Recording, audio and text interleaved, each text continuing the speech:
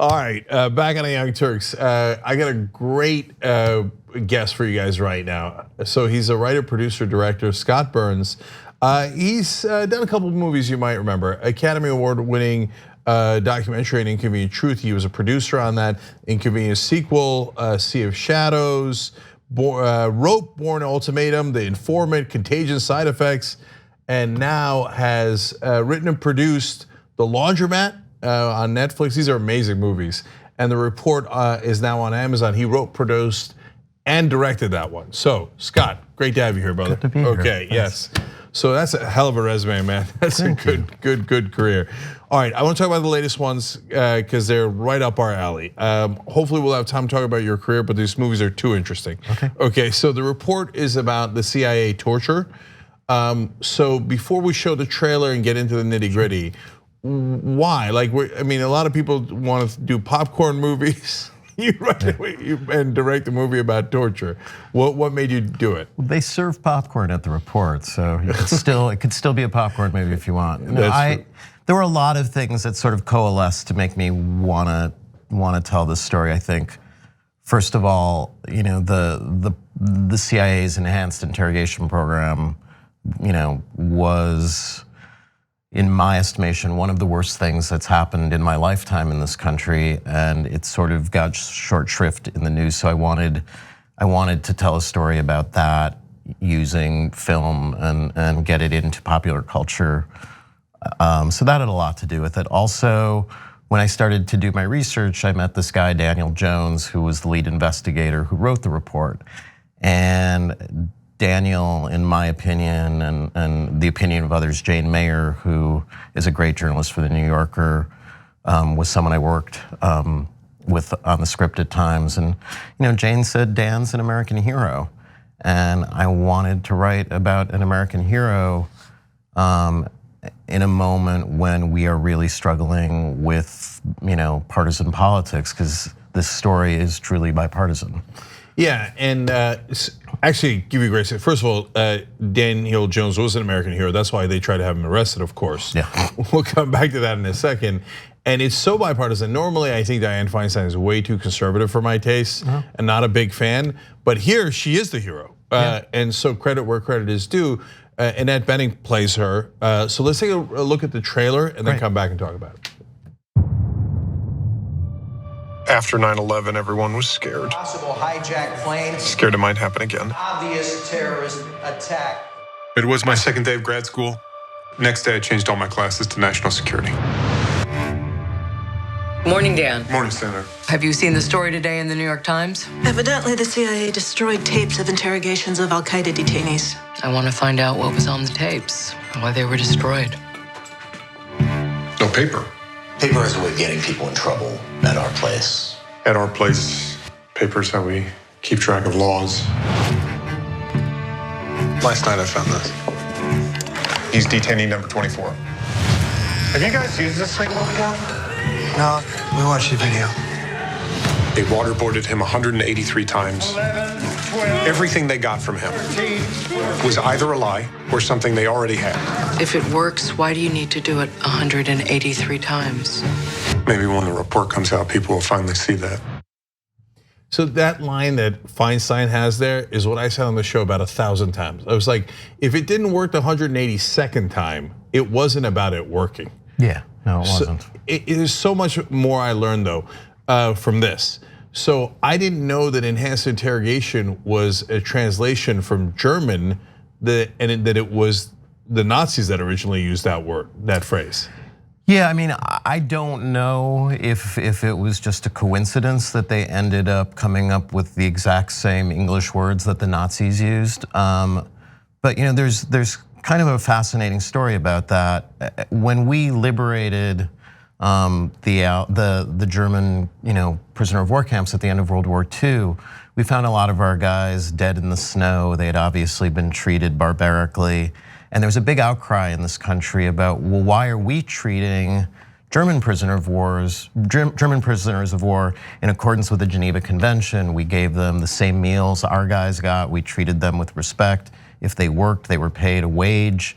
And there was a big debate in this country about should we be doing that? And The end of that debate in Congress was this: no, we should not do that because we are not Nazis. And it's Yes. sort of stunning to me that we then find ourselves doing these techniques, in Vietnam and in Latin America, and then again, here after 9/11. So actually, another thing I learned from this, I knew that we got our best information from Nazis that we had captured by treating them well. We took them down to Alabama, we played ping pong with them, even took them to state dinners, and we got the best information. It was not because we wanted to treat the Nazis nice, because we knew that that's what worked best. What I learned from this, though, is that the Nazis did the same. So even though they had the enhanced interrogation phrase and they had been brutal to some of our prisoners, wasn't their most effective interrogator someone who actually used the reverse? Yeah, there was a guy named Hans Scharf who was the best guy the Nazis had, and he worked on about 500 airmen, British, American airmen who were shot down over Europe.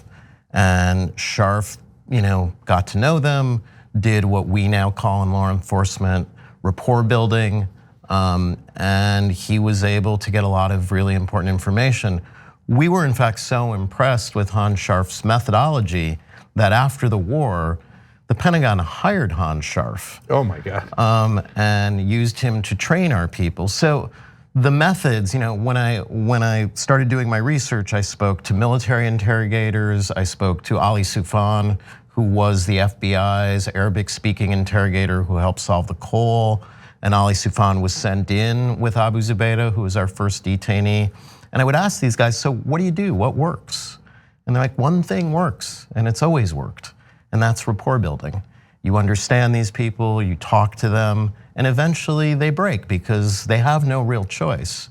And so you have to kind of question, why did the CIA go down this other path? Well, that's exactly what I was gonna get to. So before we get there though, so people understand, what did they do? Like what's walling? What are the different methods that they use that are torture by law? So there were a number of methods that these two psychologists, who are Air Force psychologists, one is named Jim Mitchell, one is named Bruce Jessen. They had worked at Sears School at Fairchild Air Force Base in Spokane. And just so people understand what Sears School is where we send like Navy SEALs and Air Force Rangers to go and get trained. So if they get captured, they are prepared for the worst things that the worst regimes on earth will do. And we do this so that they understand, it stands for survival, evasion, resistance, and escape. And it is exactly that. You learn skills so that you are not instantly traumatized when these people start doing really barbaric things to you. So these two psychologists after 9/11 decided that they could reverse engineer this. And so even though these were never techniques that people thought got the truth, and in fact, if you go and look through history, regimes use them to get false confessions, not the truth. So even though they knew all of this, they go into the CIA and go, we have the special sauce. We know how to make these Al-Qaeda guys talk. And those techniques involved things like walling, which meant slamming a guy into the wall repeatedly. Things like waterboarding, which is simulated drowning. Things like sleep deprivation, where we would keep people up for days at a time with bright lights and blasting music in their cells. Things called stress positions, where we would chain people up. The list goes on and on. I mean, the Office of Legal Counsel under John Yoo and the George Bush in the second Bush administration approved these techniques under the condition that if they provided unique intelligence, which was a big term, unique intelligence that saved American lives, then the president could order them. And did they? No, not according to the Senate's report. And I think that that's the important piece of American history, because Harvard did a poll not long ago where they asked people, even to this day, do you believe that these techniques result in getting intelligence that thwarted attacks and saved American lives? And about half of our country still believes that these things work. Even though, according to this report, which took 5 years to do, was bipartisan, its biggest proponents were John McCain and Dianne Feinstein, and the military, by the way, and they do not endorse these things. So all of these different constituencies recognize that this is a bad idea, it's against who we are, it's against our laws, and it doesn't work. There's still half of our country who think that this is a way to save lives. And that had a lot to do with why I wanted to tell this story. So there's also the insult slap, et cetera. And those are just euphemisms for kicking the crap out of some guy. Yeah. Slamming him against the wall, slapping him around, threatening him, et cetera. And these are all torture not just by international law, but by US law. Correct. So that's why they had to come up with a new Nazi term for it so that it's technically not called torture. So then, which leads to maybe the most important question. Why? They know, it's not like they don't know. It's not like Dick Cheney doesn't know the history of interrogations and the people at the CIA don't know the history of interrogations. They know it doesn't work. So why'd they do it? I think that's an open question for all of us to ponder. After 9/11, as the movie says, I think there was a lot of shame at the CIA. And there's a psychologist who, I'm gonna get his name wrong, but he had a great quote, which came to me in the middle of me doing my research, that violence is an attempt to turn shame into self-esteem. And I think the CIA really felt that they had the right. And even when I've gone to dinner parties and gone around with the movie over the last year, there are people who will come up to me and whisper, so come on, after what they did to us, didn't we have the right to do that? And I just sort of stop them and go, tell me what you mean by they. Because the guys who hijacked the planes all died. So are you saying they is all Arab men? Are you saying it's all Muslims? And then you look at our history in World War II. We didn't put all the Germans in concentration camps in America or internment camps, but we did do that to the Japanese. And I think when you look at the history of this country, we have a tendency to do things to the other that we would not do to white Judeo-Christian Europeans. And it's hard for me, having spent so much time looking at the story, to come up with any other conclusion than that. Yeah, and Dr. James Gilligan was the guy, the psychologist that you were referring to. That's right, and also they who, in that some of the people we tortured were totally innocent. And so, oops. And then finally, though, on this, because I do want to talk about laundromat, because that's also so interesting, that they got away with it, didn't they? And in fact, the ultimate irony is Gina Haspel. So they do the torture, they destroyed the tapes of the torture, which is wildly illegal. That they didn't go to jail for that is insane. And then who's Gina Haspel and what happened to her? Well, Gina Haspel was somebody who was a part of the CIA's counterterrorism unit throughout this story. And when the media became aware that they had made tapes of these interrogations, the White House actually, Harriet Miers, who was Bush's lawyer, said you can't destroy the tapes. There's a kind of thing that happens in this country when somebody destroys evidence, and we don't want to follow in that pattern. And the records show that the heads of the CIA, in fact, said we should not destroy the tapes.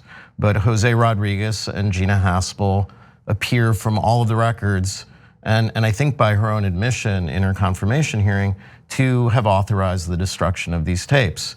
And now we find that Gina Haspel is the head of the CIA. It's kind of stunning when you think about it, that the same Senate committee that approved this report in 2014, that put it out in the world, that same Senate Intelligence Committee turns around a couple of years later and approves Gina Haspel as head of the CIA without any regard to the findings. And this is, I think, a bigger issue that I hope the movie brings up in our society, which is, well, what the hell happened to accountability? Why is nobody held accountable? And driving over here, listening to the impeachment hearings, I think the same questions apply there. Look, this is why I get so frustrated with the Democratic Party, because Daniel Jones, they tried to arrest him. The CIA tried to arrest him, and Dianne Feinstein, the reason she got so animated on this, if you ask me, is because the CIA tried to spying on her. So then it got to her power and privilege, and then she got really upset, right? Yeah. But then for God's sake, look, I want to give you credit, Senator Feinstein. Then just say, under no circumstances, putting Gina Haspel in as the head of the CIA is celebrating lawlessness. Our Republican colleagues are now just saying we should have anarchy, and they're pro-torture, pro-destroying evidence, etc. But they got no fight in them. It drives me crazy. Yeah, I think the movie, look, when I wrote this movie and did the research, it becomes really clear that in the hierarchy of villainy, the CIA and Dick Cheney and the Bush administration are at the top. Yeah. But when you get to the Obama administration, and I will say flat out, and I have said this since I've been going out talking about the movie, I voted for Barack Obama twice, and I'm thrilled that I lived in a time where I got to see him be elected president of the United States, and I have great admiration for him. That being said, there are things that I don't agree with. I don't agree with not holding the bankers accountable. I don't agree with not holding the CIA accountable. And I think that that's the pattern that you're speaking to. There's this sort of, politics of appeasement and this long game that the Democrats seem to believe in, that, well, if we go after them on this, they won't give us X, Y, or Z. They're never gonna give you anything anyway. No, Scott, there's a reason I knew I liked you. Okay, 100% right on Obama. I mean, saying we don't look backwards, we look forwards is absurd on its face. Then you'd have to let every criminal out of jail, because in order to prosecute anyone, you have to look backwards. Yeah. And so that philosophy was wrong. Okay, I gotta go to Laundromat, because that's also an amazing movie. Right. Okay, so that's about the Panama Papers. So before we go to a clip from that movie, how did we even find out about the Panama Papers? Because that's an amazing story. Yeah, I mean, that's where this story sort of crossed the threshold of my attention span. Was one day in the news, all of a sudden, someone named John Doe released this trove of documents from a law firm in Panama called Mossack and Fonseca. And what that law firm does is allows people to set up these offshore shell corporations where they hide money. And a lot of that money, because no due diligence is done, comes from criminality at every level, whether it's people who are elected officials who are squirreling away bribes, or outright criminals, drug runners, people who are doing money laundering. And it brought down leaders of a number of countries. The Prime Minister of Iceland had to go. Other people are incriminated in them. And they sent this to a thing called the ICIJ, which is the International Consortium of Investigative Journalists. And they have done an amazing job of trying to turn this trove of hundreds of thousands of documents into news stories that people can understand. Because one of the stunning things I learned in doing my research here is, the problems that we look at in our lives, like bad schools and bad roads and a host of other things, bad healthcare. It isn't because we don't have enough money. It's because we don't collect the money from our tax base that exists in the world. And that's what I really tried to tell, that these problems aren't as mysterious as we think they are, and they're not insolvable. And usually nothing gets done about that either, because those are the same donors that fund our politicians. I want to talk about how it unraveled though, but first let's take a quick look at a clip from the movie. Now, privacy and secrecy are two different things. Privacy is locking the bathroom door when you want to take a pee. Secrecy, on the other hand, is locking the door because what you are doing in a bathroom isn't what people usually do. And sometimes, after privacy has had a few drinks, he might decide he wants to spend the night with a secrecy just to explore their relationship. But where can they be together without people peeking in through the curtains? Well, usually in an offshore company. That way, someone looks in a window, they see an empty room. And the window and the room could be in two different places. Yeah, the window could be in the British Virgin Islands and the room could be in China. Goes all the way to China. Mel found it on the internet. They had the whole story. Mom, I think you're spending too much time obsessing on this. Politicians are doing it. It's not just criminals.